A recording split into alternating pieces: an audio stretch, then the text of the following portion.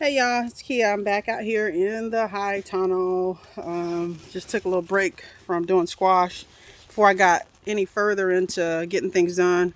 Trying to end the week, I wanted to share with you guys some problems that I'm having. I'm having some tomato problems, and my peppers are doing well. My cucumbers are doing well. Even vining, I need to trellis those, but my tomatoes. So what I'm doing today is I'm going in, I'm plucking off those suckers, and I am just examining, seeing what's going on. And for the past week, I've noticed some blossom end rot on some of my tomatoes. I don't know if anybody knows what that looks like. I'm gonna try to show you some as I walk through, but I think I've already plucked them all off. But some blossom end rot, and I just want to put a disclaimer out there. I don't profess to be a professional at what I'm doing.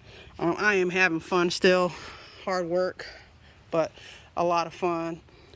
So I rely on the experts to kind of get me through. Experts, reading. I've been at this for 5 years, kind of religiously studying plants and how to grow things. But for the past 2 years, I've been out here growing it. So not to this magnitude, by the way. This is kind of my first season out here to this magnitude growing. But blossom end rot. Here you go. And what causes this is calcium deficiency. Sometimes it's your water, and instead of watering one day for an hour, I have broken up my water cycles into one day 30 minutes in the morning, 30 minutes in the evening. And I did consult my experts at Carolina's stewards, carolinafarmstewards.org.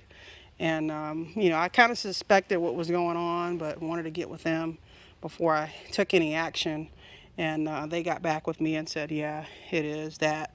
And I had already, started doing the watering, see if it would help. The good news about blossom end rot is, although you may get it on one or, a few fruits, it's not going to affect the rest of them. So what I'm doing, and what, they advise, obviously, is to go ahead and pluck those fruits off that does have the blossom end rot.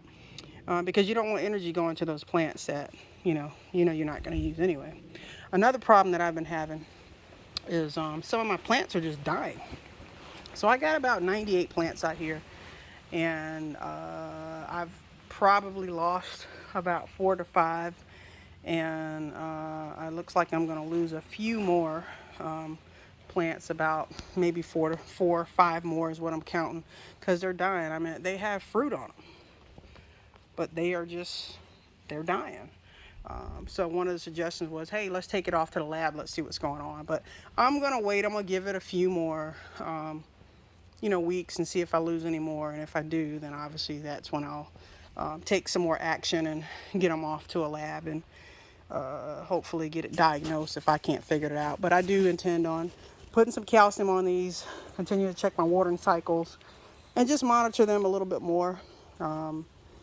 Pruning, I gotta again get these a little bit higher up, but just keeping them pruned and going. But wanted to share with you what I have going on in a high tunnel today. It's still hot out here. I just want you guys to stay cool, stay hydrated.